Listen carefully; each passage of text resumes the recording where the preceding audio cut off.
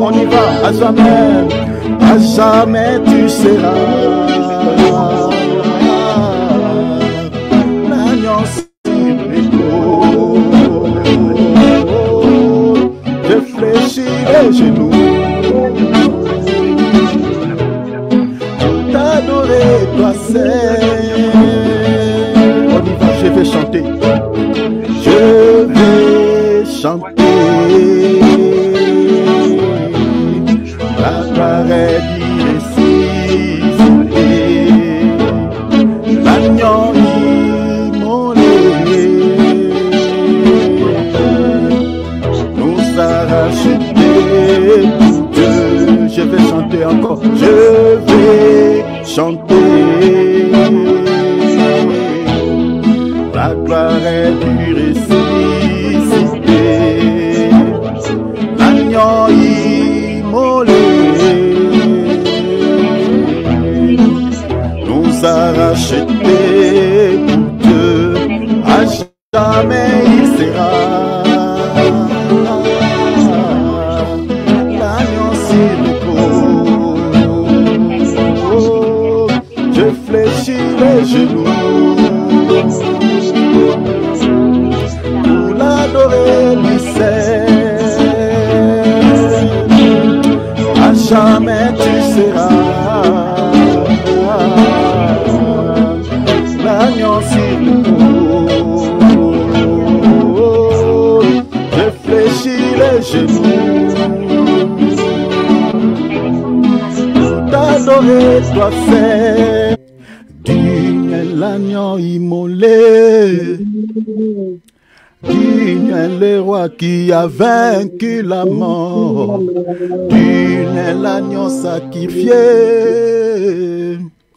digne le roi qui a vaincu la mort, digne est l'agneau immolé, oh. Digne est le roi qui a vaincu, digne, quelle grâce incomparable, quel amour infini, que tu aies pris ma croix, que tu sois mort pour moi, tu as donné ta vie pour qu'enfin je sois libre. Oh, Jésus, je te chante pour ce que tu as fait. Quelle grâce incomparable. On y va, quelle grâce incomparable. Merci papa, quel amour infini. Oh, que tu aies pris ma croix, que tu sois mort pour moi, tu as donné ta vie pour qu'enfin je sois libre. Oh, Jésus, je te chante pour ce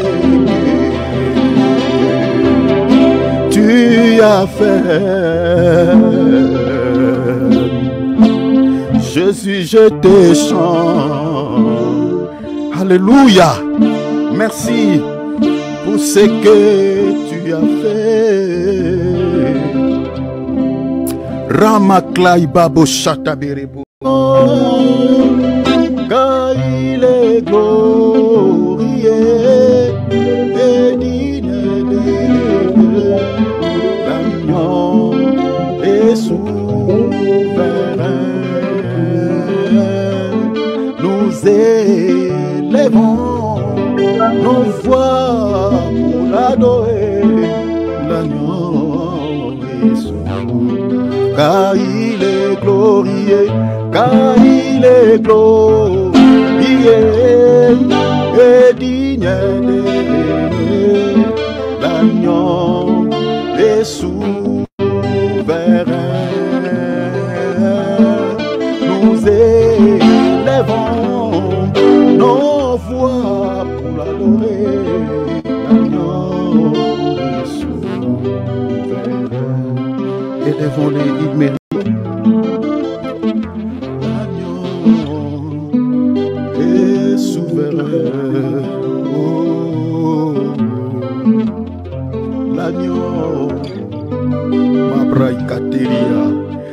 Kima Broto Soto Koti avait bien promis qu'il devait revenir. Oh, maintenant 2000 ans, quand est-ce qu'il reviendra? Mais mon âme est témoignée, ça s'accomplirait. Et même mon âme témoignait qu'il vient bientôt, cet homme de Jésus, Jésus de la croix. Il est au-dessus. Alléluia. Nul ne peut le dépasser. Oh, oh. Il me tient la main.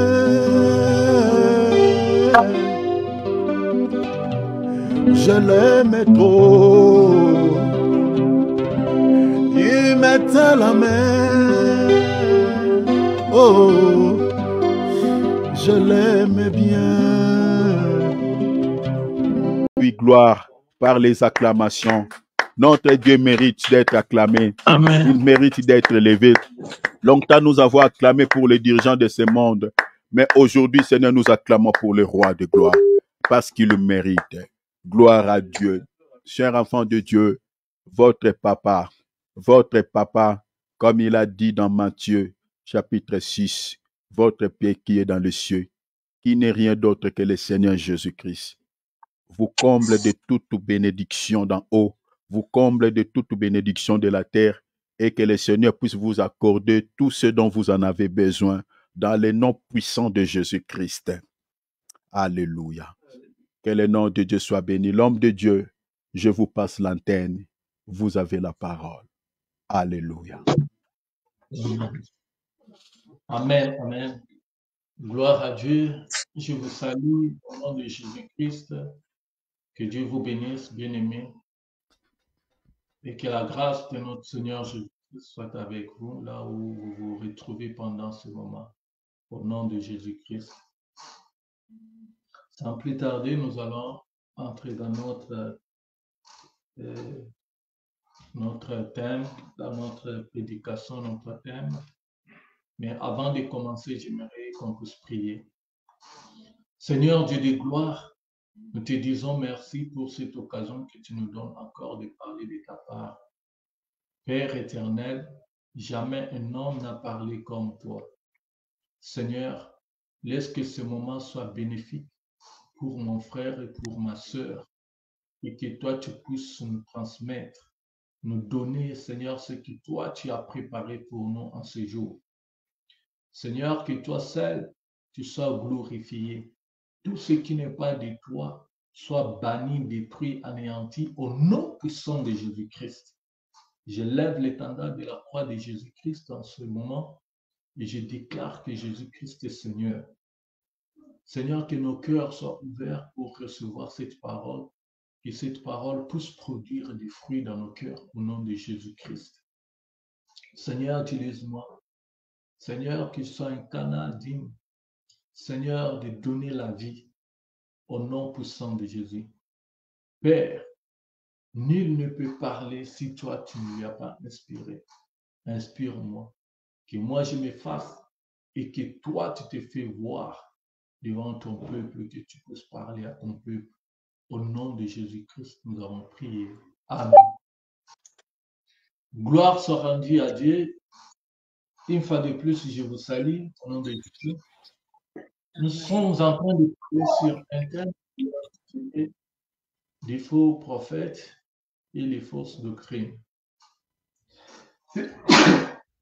Je m'excuse. Les faux prophètes et les fausses doctrines. Nous ouvrons nos Bibles dans le livre de Matthieu. Matthieu chapitre 7. Matthieu chapitre 7. Verset 15 jusqu'à 20. Il est écrit: Gardez-vous des faux prophètes. Ils viennent à vous en vêtements de brebis, mais au-dedans, ce sont des loups ravisseurs. Vous les reconnaîtrez à leurs fruits. Cueille-t-on des raisins sur des épines ou des figues sur des charbons? Tout bon arbre porte de bons fruits, mais les mauvais arbres portent de mauvais fruits. Un bon arbre ne peut porter de mauvais fruits, ni un mauvais arbre porte de bons fruits. Tout arbre qui ne porte pas de bons fruits est coupé et jeté au feu. C'est donc à leurs fruits que vous les reconnaîtrez. Amen. Gloire soit rendue à Dieu. Ici, on est en train de nous parler, de nous tirer les oreilles, d'attirer notre attention. On est en train de nous dire que nous puissions prendre garde, que nous puissions être aux aguets, que nous puissions faire attention aux faux prophètes. Ces faux prophètes qui se déguisent en brebis, qui sont des loups ravisseurs, ils ont objectif de détourner, d'égarer les enfants de Dieu. Les enfants de Dieu. Bien-aimés dans le Seigneur, quelqu'un qui est appelé un faux prophète, ou bien disons un agent, ou bien quelqu'un que le diable a confié une mission, quelqu'un que le diable utilise, qui a une mission, mais qui vient comme si c'est un enfant de Dieu, qui vient comme si c'est un serviteur, un vrai serviteur de Dieu, mais il connaît très bien la mission qu'il a. Il est envoyé en mission pour accomplir quelque chose. Vous savez, le diable ne peut pas venir d'une façon bizarre pour nous faire peur. Le diable ne peut pas venir avec des cornes, ne peut pas venir à une façon qui n'est pas bon, une façon qui est, comme nous connaissons peut-être, qui est mauvais, de façon que quand on le voit, qu'on puisse le fuir et tout ça. Non! La Bible nous dit qu'il est un ange de lumière. Le diable vient et avec une bonne manière, une façon que tu ne peux pas remarquer ni savoir que celui-ci, c'est un diable, ou bien c'est un envoyé du diable, ou bien c'est un démon, ou bien c'est un faux prophète, un faux docteur. Quelqu'un qui vient pour mission de te faire du mal, il vient avec un bon langage, il vient avec un bon discours, il vient avec un message comme si de paix, un message comme si de tranquillité, d'unité. Mais en réalité, ce n'est pas ça son objectif. Il a quelque chose qu'on dit une face B.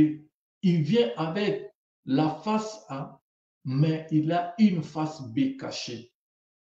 Cette face B-là, quand il va maintenant ressortir cette face, c'est là où beaucoup de gens seront étonnés, mais ça sera déjà trop tard. Pourquoi? Parce que quand il sait qu'il a déjà maîtrisé le terrain, il a déjà opéré et il a déjà accompli, c'est à ce moment-là qu'il peut ressortir l'autre face, en sachant très bien que la mission est déjà accomplie. C'est comme ça que les diables, les faux prophètes, ces gens ici travaillent au milieu de nous. Vous allez voir qu'ils ont déjà accompli beaucoup de choses au milieu de nous. Mais la Bible nous dit que vous les reconnaîtrez à leurs fruits. les fruits. Voilà un peu quelques signes. L'un des signes que nous allons les reconnaître, c'est par leurs fruits. Bien-aimé dans le Seigneur, vous savez, quelqu'un peut venir même chez toi. Il peut cacher ses caractères. Il peut cacher ses comportements. Il peut se faire qu'il est bien, il est doux, c'est quelqu'un de bon, c'est quelqu'un gentil, c'est quelqu'un qui est joyeux, c'est quelqu'un. Mais il finira toujours à montrer ses vrais caractères. Il finira toujours à montrer ses comportements, finiront toujours à apparaître. Tôt ou tard, ça finira toujours. Quelqu'un peut cacher, démasquer, faire des choses, mais ça finira toujours par se faire voir. Des fois, il faut laisser le temps au temps. Même quand Jésus-Christ a dit que laissez les livrets croître ensemble avec le bleu, mais il viendra un moment où on va séparer. Il viendra un moment où on va mettre de côté. Il viendra un moment où on va maintenant voir qu'est-ce qui était bon et qu'est-ce qui était mauvais. Parce que peut-être ce n'est pas le temps de les séparer. Ce n'est pas le temps de mettre à côté, mais laissez-les grandir ensemble. Laissez-les grandir ensemble. C'est de la même chose avec nous dans ce monde. Les vrais prophètes, les vrais serviteurs de Dieu, les faux serviteurs de Dieu, tous ces gens-là œuvrent, évoluent ensemble, peut-être se retrouvent sur le même champ de bataille. Ces gens ici opèrent, travaillent ensemble. Mais il y aura un temps bien précis. Il y aura un moment où Jésus-Christ reviendra pour rétribuer à chacun selon ses œuvres, selon ce qu'il a fait, selon son travail sur la terre. Et c'est à ce temps-là qu'il y aura beaucoup de surprises. C'est à ce moment-là qu'on sera étonné de voir même ceux qui faisaient des plaintes, de voir même ceux qui opéraient des miracles, soi-disant par le nom de Jésus. Mais ces jours-là, nous allons voir que ce qu'ils faisaient, c'est comme Jésus-Christ dit quand nous descendons en bas, il dit que je leur dirai que je ne vous connais pas. Ils diront que nous avons servi, nous avons chassé les démons, nous avons guéri, nous avons opéré des choses, des miracles. Mais Jésus-Christ leur dira qu'ils ne le connaissent pas.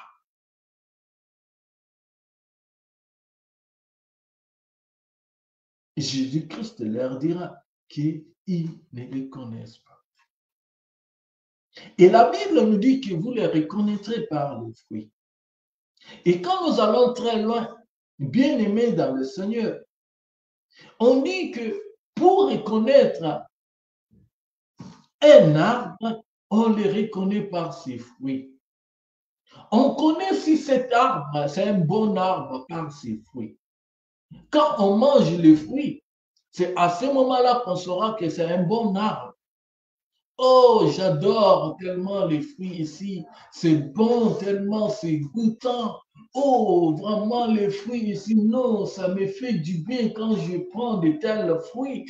Oh, vraiment, j'aime cet arbre. J'ai besoin même de planter ça dans ma parcelle, là où j'habite, dans ma maison, parce que chaque fois, j'aime beaucoup manger ces fruits. Tu as goûté aux fruits et c'est à ce moment-là même tu as envie de planter cet arbre. Pourquoi? Parce que les fruits est tellement bon. Mais si cet arbre donne de mauvais fruits, au moment où tu manges, tu vois, c'est des fruits amers, c'est des poisons, ça peut tuer, ça peut faire créer même des maladies dans ton corps. C'est inutile. Tu n'auras même pas besoin de planter cet arbre-là. Tu n'auras même pas besoin d'acheter ces fruits-là. c'est de la même chose avec ce que nous montre la Bible, avec ces gens ici qui sont tout autour du nous. Tôt ou tard, nous les reconnaîtrons par leurs fruits. Ils peuvent se camoufler au milieu de nous. Ils peuvent se déguiser. Ils peuvent parler en langue, nous accompagner, même dans les ministères, nous accompagner, même dans nos prières, être de plus proches, le plus confiants, même dans nos églises. Mais tôt ou tard, leurs fruits seront manifestes. Nous allons le voir.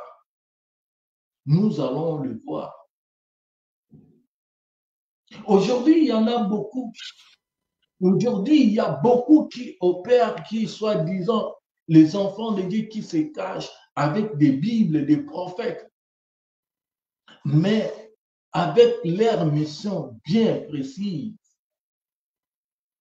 Ces gens ici, ils viennent derrière la Bible, mais ils créent beaucoup de dégâts.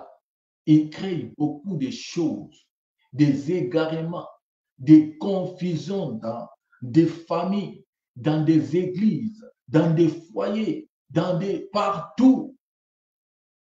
Ils créent beaucoup de choses. Mais la Bible nous dit ici que vous les reconnaîtrez par leurs fruits. Nous allons dans Galates. Qu'est-ce que Galates nous dit? Ouvrons nos Bibles dans Galates 5, 19.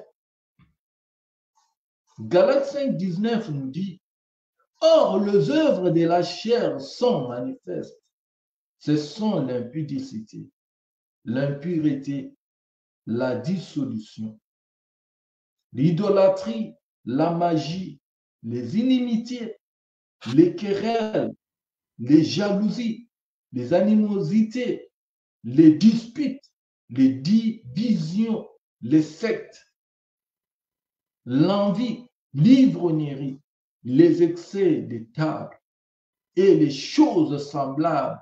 Je vous dis d'avance, comme je l'ai déjà dit, que ceux qui commettent de telles choses n'hériteront point le royaume de Dieu. Vous allez voir, maintenant les fruits sont là. Ces œuvres sont là. Galates nous les montre. Il nous dit que l'impudicité, aujourd'hui, beaucoup commettent des choses horribles.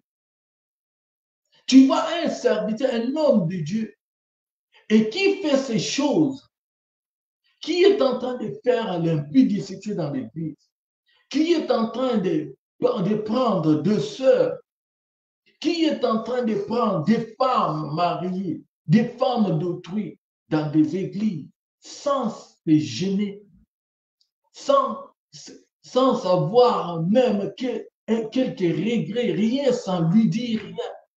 Mais comme aussi les gens sont aveuglés pour dire c'est un daddy. Daddy fait des choses, on ne les condamne pas, on ne les met pas assis. Daddy, c'est notre daddy. C'est lui qui a les derniers mots, les monopoles, c'est lui qui fait des choses, c'est lui. Donc, même l'église, personne ne peut s'élever même pour parler. Personne ne peut s'élever même, ou bien pour dire, pour dénoncer, pour dire de telles choses horribles qui se passent. Les gens, au contraire, sont en train de couvrir de telles choses dans nos églises aujourd'hui. Sont en train de couvrir de telles bêtises. Il y en a beaucoup. Et on cite ici l'impudicité. Bien-aimés dans le Seigneur, au moment où la Bible nous dit dans 1 Corinthiens 3, 16, on nous dit que notre corps, c'est le temple du Saint-Esprit. Le corps doit être la résidence, là où l'Esprit de Dieu réside au Père. Ça doit être purifié, ça doit être pur. Nous devons prendre soin de ça. C'est là où Dieu se manifeste. Ce n'est pas l'endroit où l'impudicité, les impuretés, des choses qui ne glorifient pas Dieu doivent rester. C'est comme une maison. Dans ta maison, tu ne peux pas vouloir que ta maison soit sale. Tu as l'impression, chaque matin, quand tu te réveilles, tu as l'habitude de nettoyer, d'enlever des saletés. Tu veux que ta maison soit propre, que ta maison puisse sentir bien là où tu vis, que ça soit propre. Je pense que personne de nous ne peut pas vouloir que là où il habite bien dans sa maison, sa demeure, sous son toit, que ça soit sale. Personne. C'est de la même chose avec notre corps. Mais voilà maintenant ces gens ici qui entraînent même les enfants de Dieu. Au moment où, s'il y a le maître, ou bien le pasteur, ou bien le prophète, ou bien celui qui a la tête de l'église, il est souillé. Ça veut dire qu'il a la possibilité, cet esprit-là va même influencer les fidèles, va même influencer toute l'église. Cet esprit-là, c'est cet esprit-là qui va opérer. Même ceux qui sont là, les fidèles et les autres, l'esprit-là va agir aussi dans leur vie. Ça va contaminer, ça va emballer toute l'église, tous les gens. Et personne n'aura l'audace de se lever pour s'opposer, pour parler ou bien dénoncer ces choses. Pourquoi? Parce que déjà la tête est déjà souillée. Et la tête est en train de transmettre cela même au plus bas. Ce sont des choses qui se passent horribles dans nos églises, dans nos jours aujourd'hui, où même un homme de Dieu, il les fait et il ne se gêne même pas. Et la Bible nous dit de fuir de tels péchés, l'impudicité. Il n'y a pas un péché qui peut souiller le corps, l'âme et l'esprit comme l'impudicité. Ça souille tout. Ça écarte l'homme de Dieu. Ça épargne sa main de côté. Mais c'est ce que la Bible est en train de nous parler ici. Mais ces gens ici, ils font ces choses. Ils trouvent ça comme de la mode. Il a des femmes par-ci, par-là, des femmes des ministères, des femmes qui soutiennent les ministères, des femmes de la maison sont là, des femmes qui donnent de l'argent de contribution. Il y a beaucoup de choses comme ça. Et vous allez voir un tel homme de Dieu, soi-disant un homme de Dieu, on est en train de l'applaudir. Il est en train de s'acheter des biens.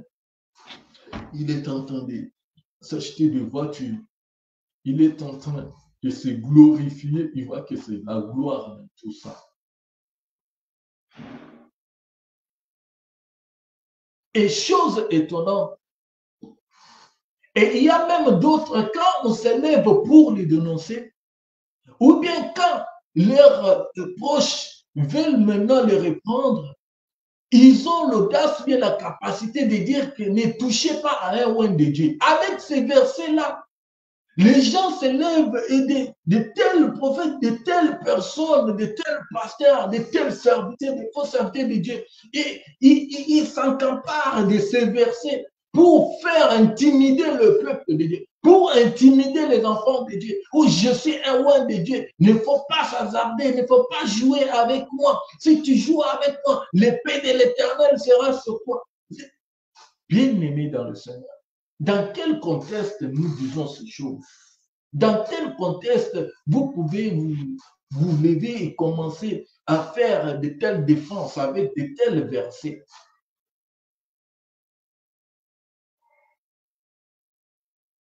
Et comment ces choses-là se passent? Et vous allez voir les gens se taire. Oui, vous allez voir les gens avoir peur. Oh, je serai puni. Non! Tu ne seras pas puni. Au moment où tu es dans la vérité, tu es en train de défendre la vérité, Dieu se mettra à tes côtés pour défendre ta cause. Dieu combattra pour toi à ta faveur.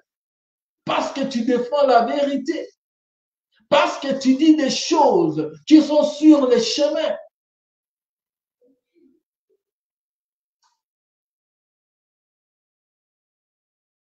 Et même, il y a même des femmes, il y a des femmes qui sont mariées, il y a même des femmes qui sont capables d'écouter ces gens, d'être soumises à ces gens. Elles sont là, les femmes là sont là, des mamans, des femmes qui disent non, c'est un serviteur de Dieu, c'est un homme de Dieu, et qui sont là en train de se soumettre même à ces hommes. Au moment où dans leur foyer, dans leur maison, elles ne sont pas soumises à leur mari. La Bible nous dit dans Éphésiens 5 que la femme doit être soumise à son mari parce que l'homme est le chef et le maître de la femme. Mais aujourd'hui, vous allez voir que dans un foyer, que la femme est incapable d'être soumise à son mari. Il y a même des femmes qui ne se soumettent pas à leur mari, qui ne se soumettent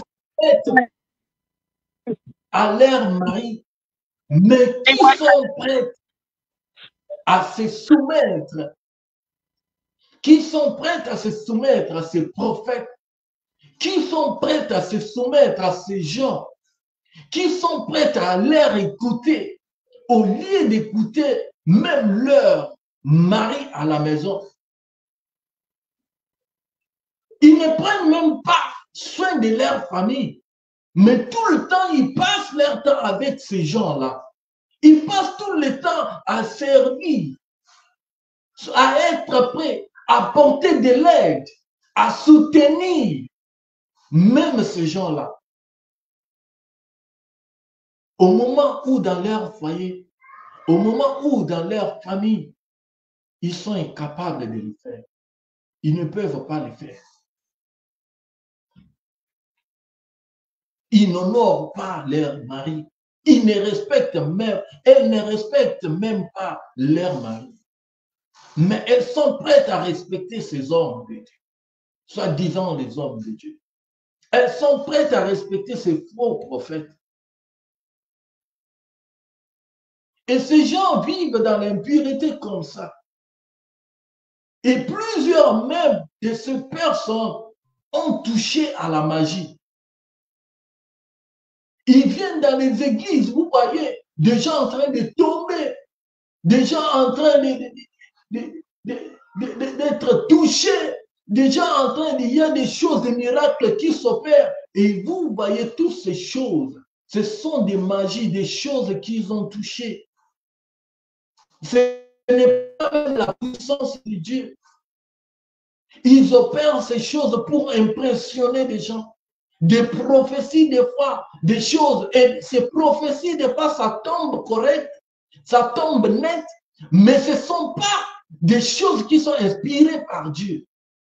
Avec leur magie, ils ont des sacrifices, ils ont des choses qu'on leur demande. Et ces sacrifices, ces choses qu'on leur demande, peut-être c'est de coucher avec des femmes mariées, c'est peut-être de coucher avec des adolescents, c'est peut-être de coucher avec des femmes bien, c'est peut-être beaucoup de choses, des pactes, des choses qu'ils ont signées comme ça. Pour tout ça là, quand on les voit, même le peuple de Dieu est incapable de renoncer, de dénoncer ces choses.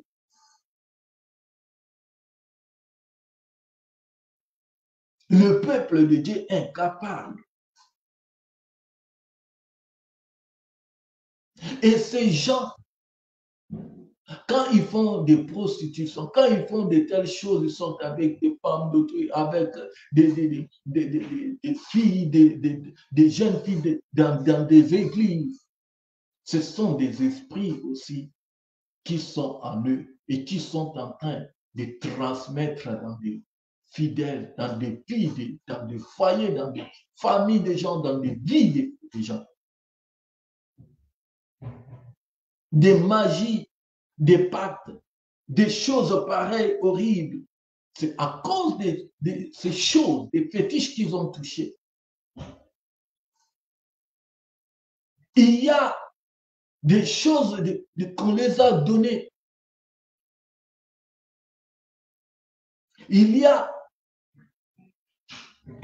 On les a donné des principes à respecter. Des fois même de ne pas se laver. Des fois même de ne pas dormir dans la maison. Des fois même de ne pas être là où des gens habitent. Des fois même de vivre dans des cimetières. Des fois même de vivre, être dans des choses compliquées. Pourquoi tout ça là? Ils ont une mission. C'est pour égarer le peuple de Dieu. Et dans les derniers jours, la Bible nous dit, beaucoup vont suivre de telles personnes à cause des miracles, à cause des choses qu'ils vont voir. Et de tels prophètes vont amener plusieurs, vont influencer plusieurs personnes.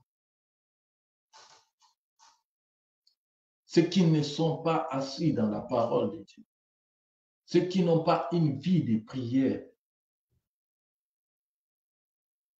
ceux qui n'ont pas comme soubassement Jésus-Christ le roc, qui est la pierre angulaire, ils seront emportés par de tels vents. Et la Bible nous dit encore, ils sont idolâtres. L'idolâtrie, quelque chose que Dieu n'aime pas. Même au milieu de nous, il y a des idolâtres. Il y a des gens qui sont idolâtres. La Bible nous dit dans Exode 23, il dit quoi? Il nous dit quelque chose, que tu n'auras pas d'autre Dieu devant ma face. Tu n'auras pas d'autre Dieu devant ma face, ni des représentations quelconques, des choses qui sont en haut sur la terre, sous la terre. Tu ne peux pas te prosterner devant d'autres dieux. Notre Dieu, c'est un Dieu tellement jaloux. Aujourd'hui, nous voyons beaucoup de choses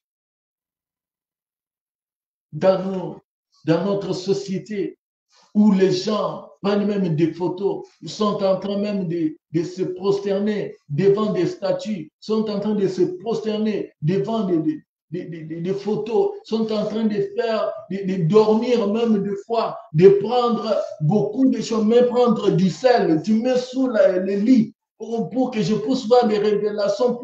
Tout ça, c'est quoi? Le nom de Jésus-Christ te suffit. Tu n'as pas besoin de toutes ces choses. Tu n'as pas besoin d'aller à gauche, à droite et chercher ou quoi que ce soit, où je vais avoir une image de telle personne, je vais avoir ceci, cela, ou quelque chose que je vais, un petit, et peut-être un petit mouchoir que je vais mettre sous mes hanches pour me protéger, et quelque chose que je vais mettre dans mon bras pour me sécuriser contre les attaques, peut-être avoir de la chance dans la vie et pour prospérer dans mes business, pour que je puisse avoir clair dans mes finances, pour que ma famille, c'est la protection, et tout ça, c'est notre grand-parent qui nous a laissé ça. Donc, c'est pour assurer toute la protection de la famille. Depuis mes arrière-parents, on a toujours ces choses ici, tu vois. Non, cela ne protège pas, cela ne garde pas, cela ne sécurise pas. Seul le nom de Jésus-Christ garde. Seul le nom de Jésus-Christ sécurise. Seul le nom de Jésus-Christ protège. Seul le nom de Jésus-Christ sauve. Jésus-Christ, même quand les enfants d'Israël, Moïse les a laissés, il est monté à la montagne, ils sont restés. Ils ont dit à Aaron, fabrique-nous un veau d'or, nous voulons voir un Dieu que nous voyons vis-à-vis. Nous sommes fatigués de ces dieux-là que nous prions, nous ne les voyons même pas. Nous sommes là seulement en train de prier, nous voyons seulement des mânes tomber du ciel. Nous voyons seulement des choses, de l'eau qui sort dans des rochers, nous vivons. Mais nous avons besoin de voir un Dieu que nous voyons avec l'œil nu comme ça. Le Dieu avec qui on cause comme ça. C'est ce Dieu-là que nous voulons. Ils ont fabriqué un veau d'or. Mais nous connaissons la suite. Quand la colère de Dieu était descendue, Dieu, c'est un Dieu jaloux. Dieu n'aime pas de mélange. Là où il y a Dieu, Dieu n'aime pas de méli-mélo. Ou soit tu es avec lui, ou soit tu n'es pas avec lui. Mais mélanger avec autre chose, non, non, non, non. Avec Dieu, ça ne passe pas. Avec Dieu, ça ne marche pas. Il est fidèle, il est responsable. Lui-même, il se prend en charge parce qu'il est le Dieu. Pourquoi les mélanger avec? Il contrôle toutes choses. Chaque situation, Dieu contrôle. Rien ne peut passer inaperçu devant sa face. Rien ne peut être caché devant lui. Il connaît toutes choses. Avant que la chose arrive, Dieu les connaissait avant le temps. La Bible nous dit qu'il est Alpha, Emmanuel et Oméga. Avant que l'histoire, quelque chose commence, Dieu connaissait ces choses. Il avait déjà maîtrisé ça. Avant même sa fin, Dieu connaissait comment ça va commencer, comment ça va finir. Dieu maîtrise tout. Aucune situation, aucune circonstance ne peut les dépasser. Rien. Dieu connaît tout et maîtrise tout. Et des fois même, ça m'étonne aux serviteurs de Dieu, même d'autres qui sont influencés par ces faux prophètes, par ces faux docteurs, ces faux pasteurs, qui sont influencés. Bien aimé, si Dieu, ce Dieu-là t'a appelé, tu n'as, ça t'intéresse à quoi de se taper des têtes de gauche à droite? Si ce Dieu-là, il t'a appelé, si ce Dieu-là, il t'a choisi, lui-même prendra soin de son œuvre. Si c'est des situations, des problèmes des gens que tu pries et qu'il n'y a pas de solution, lui, c'est lui qui t'a mandaté. Lui, c'est lui qui t'a appelé là. Lui, là, qui a la capacité, la possibilité, la puissance, le pouvoir de transformer, de changer les vies, des situations des gens, prendra soin de ces gens-là. Ce ne sont pas des gens. Ce n'est pas à toi de te casser la tête sur des situations, des problèmes des gens. Confie les problèmes à Dieu. Confie les problèmes à celui qui les a créés. Ce n'est pas toi qui les as créés. Toi, tu es là un instrument que Dieu utilise. Tu es un instrument par qui Dieu passe pour opérer, pour faire dans la vie de ses enfants.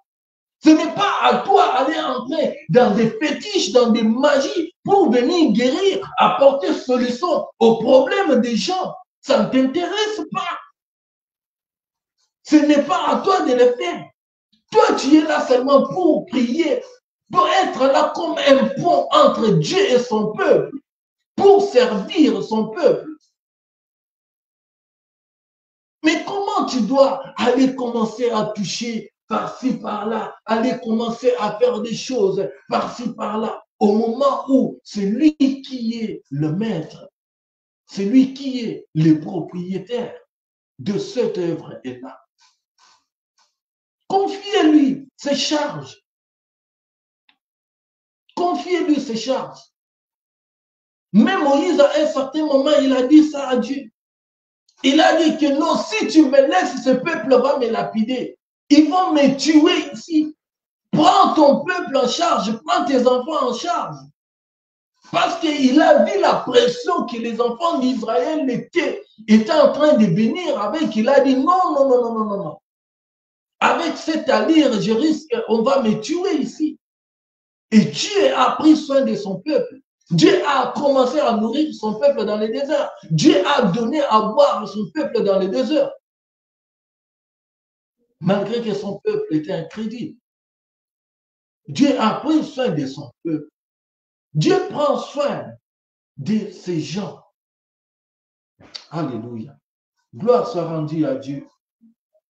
Ça ne sert à rien, bien-aimé, à toi qui est en train d'être influencé par ces gens, qui les connaissent par leurs fruits. Ils sont querelles. Ils cherchent chaque fois des querelles. Ils ne cherchent pas la paix. Parce que la Bible nous dit que là où Dieu demeure, il y a la paix. Là où Dieu demeure, il y a l'amour. Là où Dieu demeure, il y a la communion. Là où Dieu demeure, il y a l'harmonie, la fraternité. Il y a de bonnes choses. Mais ces gens-là, des faux prophètes, ces gens-là, quand ils sont là, vous allez voir qu'il y aura toujours des problèmes, des crocs en jambes, des discussions inutiles. Cherchez où celui-là a dit, celui-là a fait. Oh, lui, c'est vrai qu'il est plus que moi, moi je suis plus. Et il a dit des problèmes, des choses qui se créent. Des problèmes terribles, des disputes, des divisions. Et des fois même, les fidèles, des fois même les gens qui ne prient pas, qui ne connaissent même pas, même ceux qui sont venus, qui nous voient, qui voient que nous sommes en train de prier, des fois quand ils voient de telles choses, ils sont étonnés. Ça donne même des dégoûts. Que d'autres puissent venir se joindre même à l'église, que d'autres puissent se joindre même à nos prières, à croire à ces dieux. Parce qu'il y a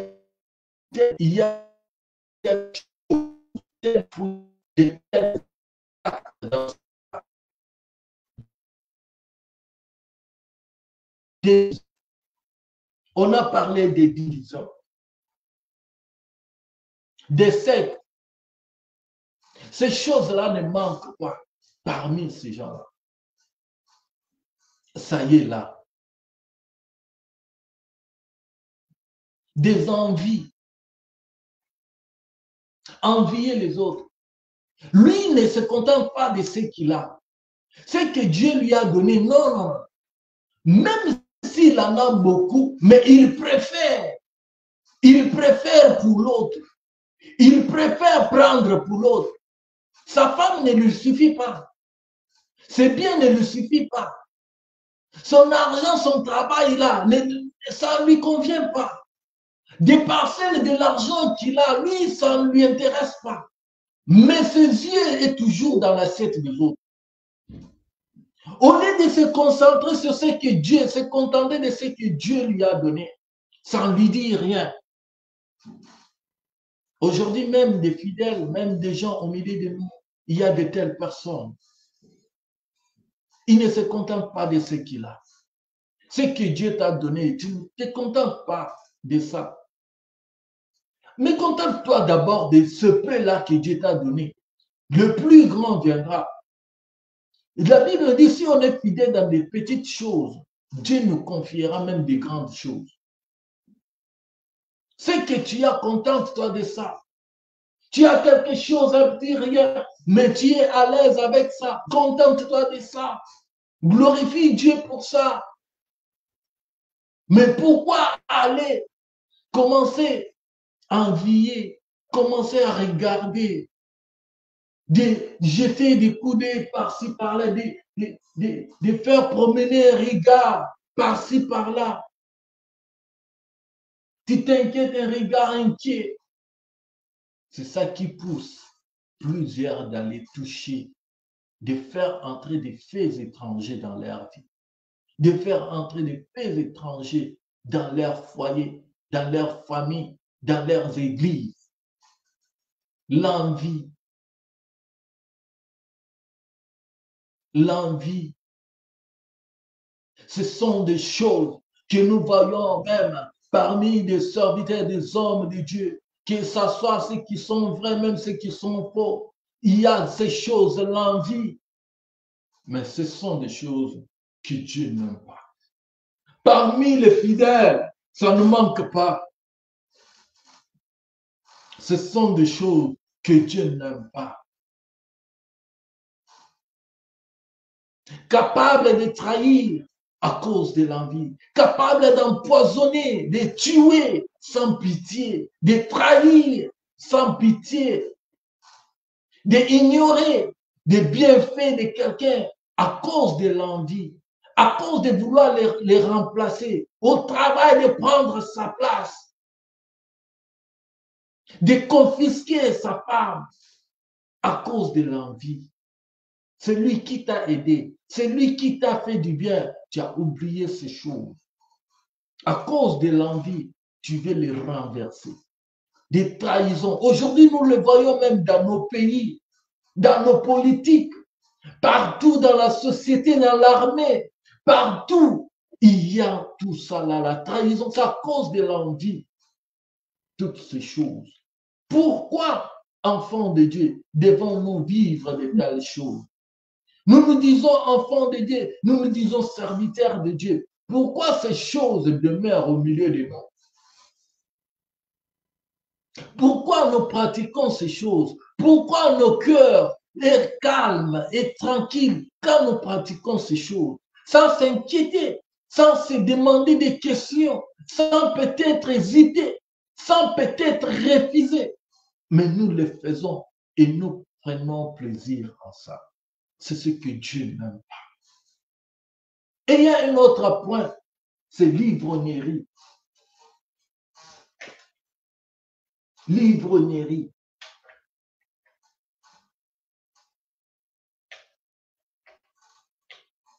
Nous allons lire quelque chose dans la Bible. Ouvrons nos Bibles dans le livre des Éphésiens.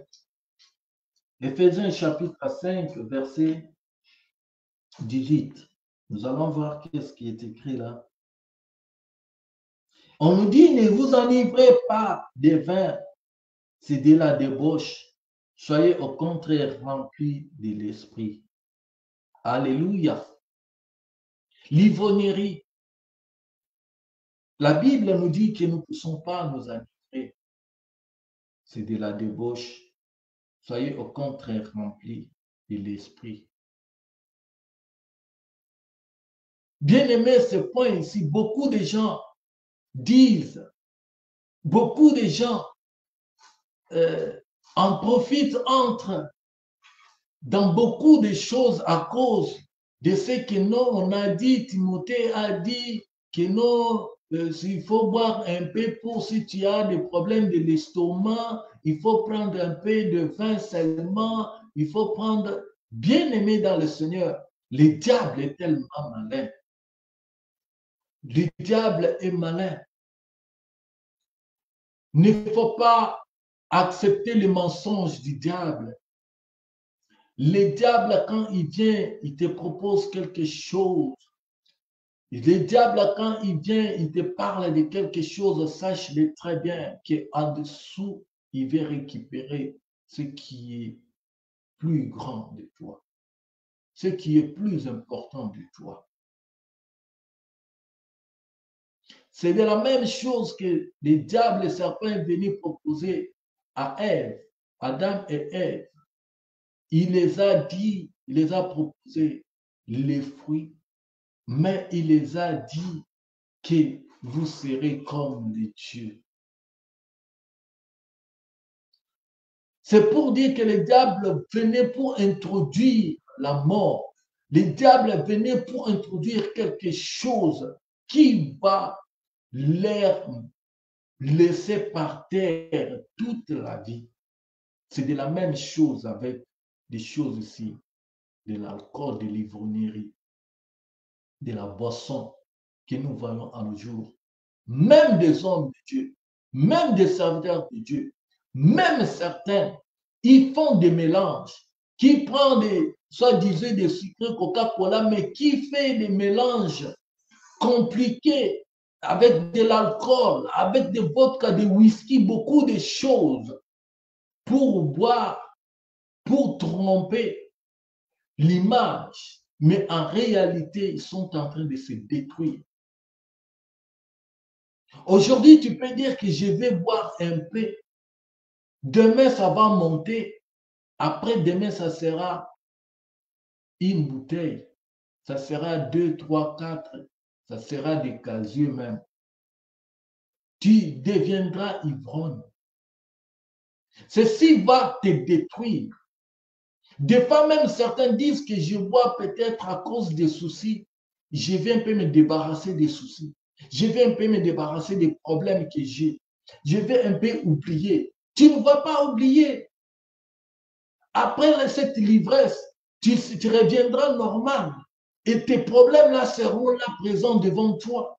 Tes problèmes-là ne partiront pas. Tes soucis-là ne partiront pas.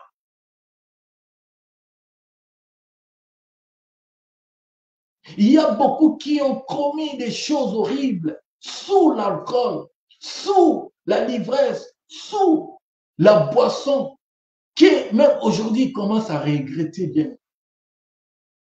Ils ont commis des actes, ils ont dit des choses sous la boisson, des secrets de leur vie. Ils ont livré même leur vie à cause de quoi? De l'alcool. Beaucoup ont fait des accidents sous l'alcool, sous la boisson, ils sont morts. Beaucoup ont perdu leur vie, beaucoup de choses, leur mariage, leur business, beaucoup de choses à cause de l'alcool, à cause du boisson.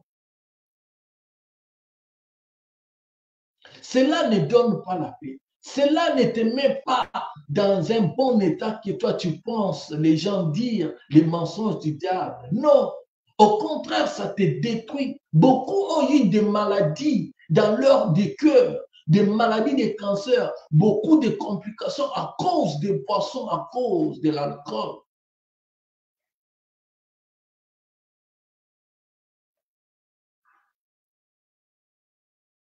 Beaucoup regrettent aujourd'hui à cause de ces choses. Mais la Bible nous dit que c'est de la débauche. Au contraire, soyez remplis du Saint-Esprit. L'Esprit de Dieu est capable de te mettre à l'aise.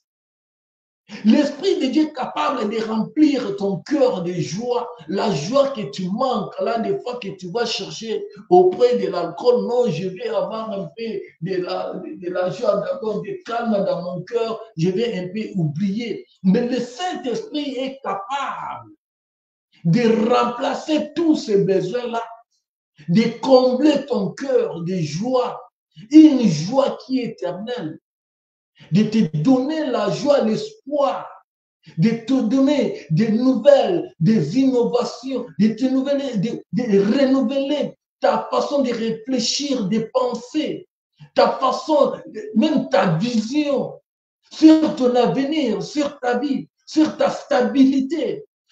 L'Esprit de Dieu est capable de donner toutes ces capacités. L'Esprit de Dieu est capable de nous donner des choses que le monde ne donne pas. Des choses que nous cherchons. L'Esprit de Dieu nous les communique. Et sans aucune condition, sans apporter aucune maladie, sans apporter aucune complication dans ta santé, dans ton corps, mais te donner la paix qu'il faut. Tu vas voir quelqu'un qui est en bonne santé, qui est bien calme, même si les gens se tourmentent, se tapent de gauche à droite, se battent. Mais quelqu'un qui est calme, en espérant avoir l'espoir, avoir la foi que Dieu est avec moi, ça va marcher. Dieu est à mes côtés, ça va aller. Dieu est avec moi, je ne faillirai pas, je ne mourrai pas. Dieu est avec moi, je vivrai. Même ce que je vis aujourd'hui, ça va passer parce que je sais que l'Esprit de Dieu est avec moi. L'Esprit de Dieu me conduit. Cet espoir-là, ça peut venir que du Saint-Esprit. Il n'y a que le Saint-Esprit qui peut te communiquer ces choses. Les choses que le monde ne communique pas, c'est le Saint-Esprit qui peut te les communiquer. Au contraire, il y a beaucoup qui prennent de l'alcool, des serviteurs, des faux prophètes, des gens que tu vois qui vont commencer à boire, même influencer d'autres personnes. Mais quand quelqu'un qui te voit, toi le maître, en train de prendre ces choses, combien ça sera pire, d'ailleurs pire pour lui. Combien ça sera pire pour lui.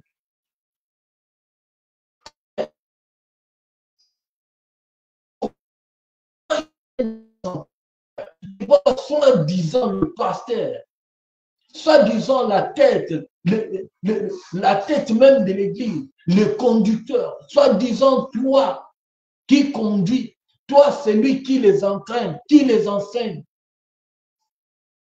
en train de faire ces choses. Tu sais combien tu es en train d'amener les âmes en perdition, les âmes en enfer.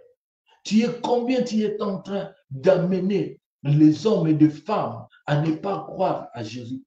Même toi qui pries, qu'on va tout le temps venir dans l'église, qu'on va tout le temps être là dans des séries de prières, dans des moments de prière, dans des moments d'intercession, et tu fais ces choses. Tu bois, tu pars dans des bars, dans des hôtels, dans des boîtes de nuit. Tu fréquentes tous ces milieux-là sans se gêner. Et tu viens prier, oh Dieu, au nom de Jésus, nous chassons les démons. Au nom de Jésus, je te chasse. Des fois, vous blaguez avec ces démons. Les démons là connaissent bien. Les démons là vous connaissent. Les démons nous connaissent très bien. On ne joue pas. Les démons là connaissent. Ils vont se tenir un jour, ils peuvent te frapper. Ces démons-là peuvent s'opposer à toi. Les démons-là peuvent te dire que nous ne te connaissons pas.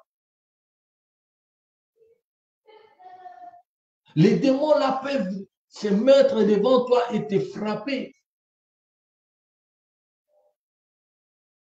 Tu ne sais pas que tu peux ramasser des choses même en chassant ces démons-là. Tu ne sais pas que tu peux même compliquer ta vie. Même quand tu viens, tu dis au nom de Jésus, tu lèves ta main là pour chasser les démons.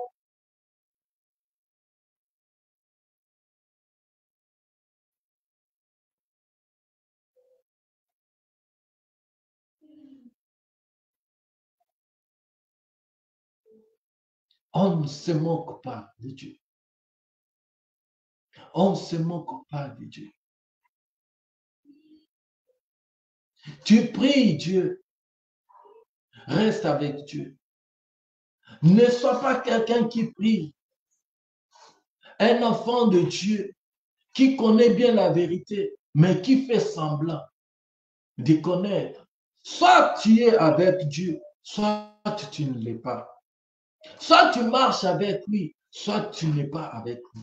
Soit tu suis Dieu, ou bien tu es dans les choses de Dieu, ou bien tu ne l'es pas. Mais si tu es quelqu'un qui blague avec la parole, qui vient, qui commence à faire des méli-mélos dans des choses de Dieu, enfant de Dieu, homme, femme de Dieu, fidèle, mon frère, ma soeur, oh, c'est terrible. C'est terrible. Tu joues avec ta vie. Tu joues avec le feu. Tu joues avec le feu.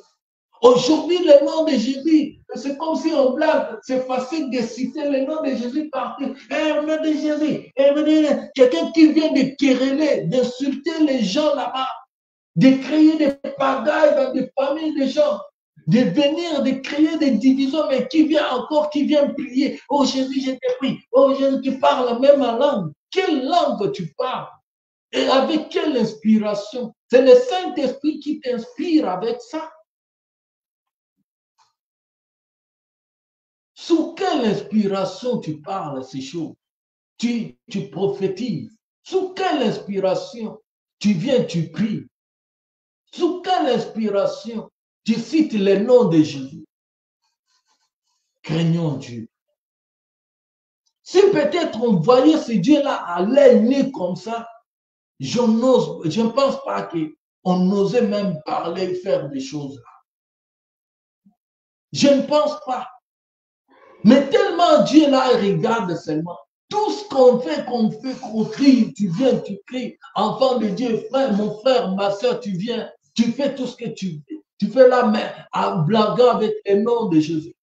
Jésus regarde ça.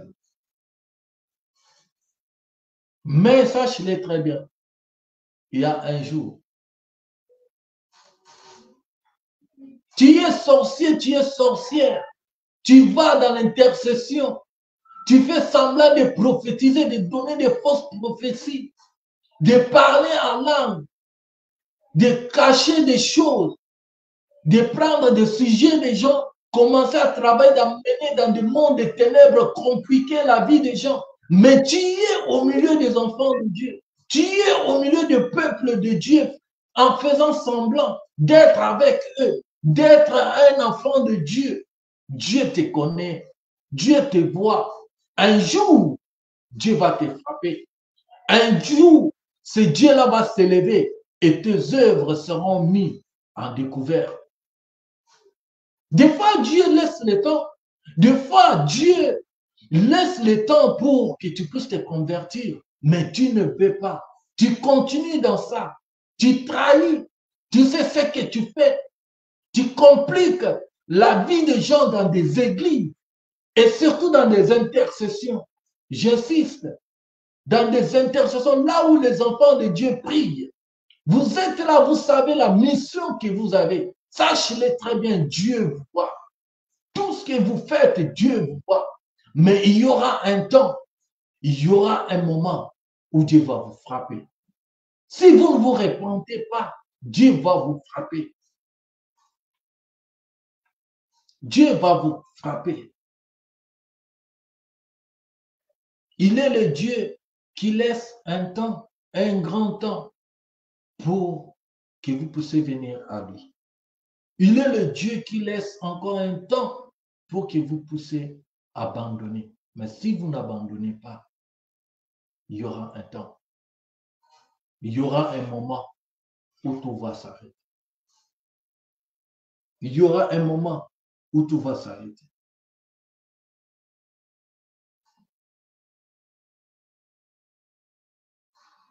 Bien-aimés dans le Seigneur, notre Dieu, c'est un Dieu qui aime de l'ordre, un Dieu d'ordre. Il n'est pas un Dieu de désordre. Dieu règne là où il y a l'ordre.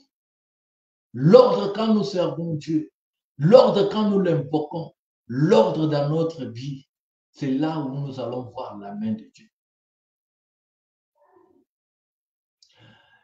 Ça ne sert à rien de courir derrière des prophètes, derrière des gens où nous connaissons bien leurs fruits, leurs œuvres. Nous connaissons en quoi. Des fois même, Dieu nous a déjà révélé leur état d'âme. Dieu nous a déjà parlé d'eux. Bien-aimés, ça ne sert à rien de courir derrière ces gens. Mais toi qui demeures dans la vérité, persévère, demeure toujours dans la vérité. Toi qui demeures dans la parole de Dieu, dans la prière, demeure toujours dans la prière, dans la parole de Dieu. Parce que ce temps ici, le diable a tout mis sur place avec ses agents pour égarer plusieurs, pour égarer le peuple de Dieu, pour égarer les enfants de Dieu. Mais si nous demeurons dans la vérité, si nous demeurons avec Dieu, Dieu ne nous laissera pas amener, ne nous laissera pas égarer, ne permettra pas que ces gens puissent passer dans notre route, dans notre chemin.